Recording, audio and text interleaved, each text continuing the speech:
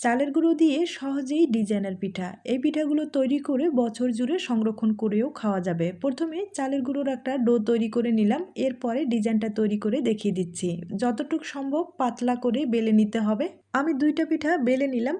এবার আপনাদের ডিজাইনটা তৈরি করে দেখিয়ে দিচ্ছি। একসাথে 2টা ডিজাইন তৈরি করে আপনাদের দেখিয়ে দেব। আমি একটু সাজ ব্যবহার করে উপরের ডিজাইনটা তৈরি করে নিলাম। এরপরে একটা খেজুরের কাঁটা দিয়ে এভাবে ডিজাইনটা তৈরি করে নিলাম। এখন সাইডের ডিজাইনটা একটা পাতলা টিন দিয়ে এভাবে তৈরি করে নিচ্ছি। একইভাবে আরেকটা পিঠা তৈরি করে দেখিয়ে দিচ্ছি। এরপরে আমি আরেকটা ডিজাইন তৈরি করে দেখিয়ে দিচ্ছি। আমি কিন্তু পাতলা যে টিনটা সাইডে ব্যবহার করলাম, একই ডিজাইন কিন্তু আমি মাঝখানেও দিয়ে দিলাম। এভাবে আপনারা সহজেই পিঠাগুলো তৈরি করে নিতে পারেন। পিঠাগুলো তৈরি করার পরে সেঁকে নিতে হবে। সেঁকে নেওয়ার পরে রোদ্রে শুকাতে হবে। পিঠাগুলো আমি রোদ্রে শুকিয়ে নিয়েছি, ভেজেও দেখিয়ে দিলাম। আর অল্প পরিমাণে একটু চিনি শিরা তৈরি করে নিলাম। আর এভাবে পিঠাটা খেলে ভীষণ ভালো লাগবে।